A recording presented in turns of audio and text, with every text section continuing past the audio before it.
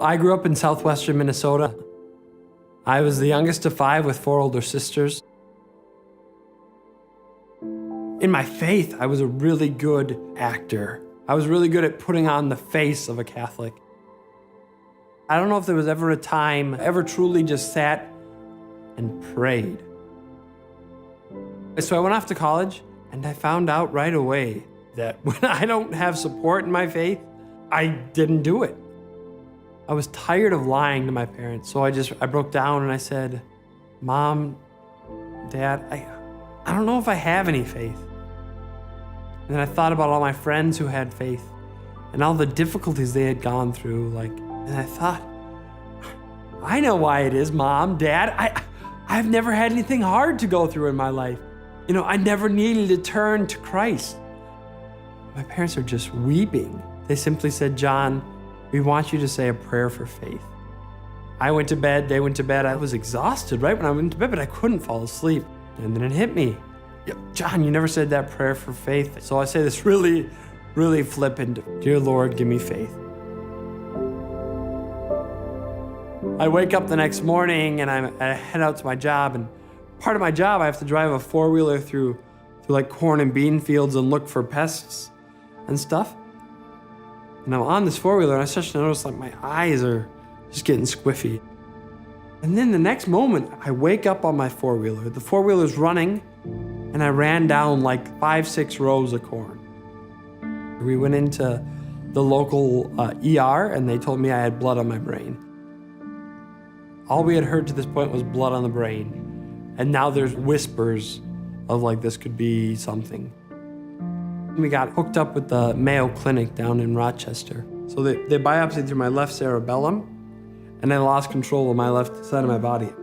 We found out that day that I had primary central nervous system lymphoma. But then we started to find out that I am the 24th person ever to have my type of brain cancer. And now I'm sitting in the back of a chapel at the Mayo Clinic, unable to use my left side of my body because I have brain cancer.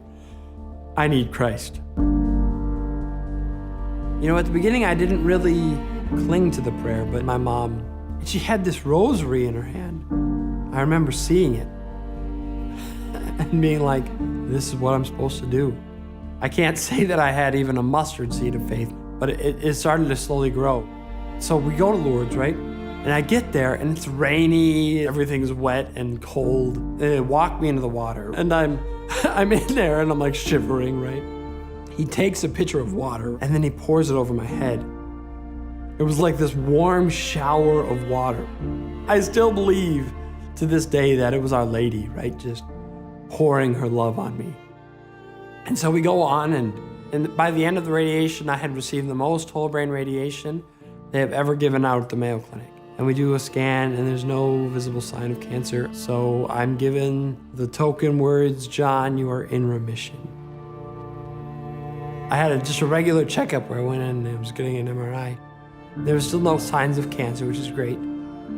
But there was shadowing on the brain. Shadowing on the brain means that there's a chance for dementia. There was this church, and I went in there, and I just screamed. I was so angry. And I was yelling at the tabernacle. I was yelling at the statues of Mary. I come back 6 months later, and I'm sitting in the doctor's office. And the doctor pulls up the scan, and he's like, oh, about last time? I think they misread the scan. Once again, God was like, well, you need to trust me. My cancer has brought me to this place that I need to share the love of Our Lady through our Lord with everyone I meet. God blessed me so many times, and He's put me through the ringer. I think I'll always trust Him now, even in the darkest points. I'm giving talks on my cancer, and not really on the cancer, but what happened afterwards, right? Finding this call I have to share the immense love that I found. I now know why I got brain cancer. I now know why I survived brain cancer. It's to love. It's to share my love. It's to share my story. It's to bring people to Christ.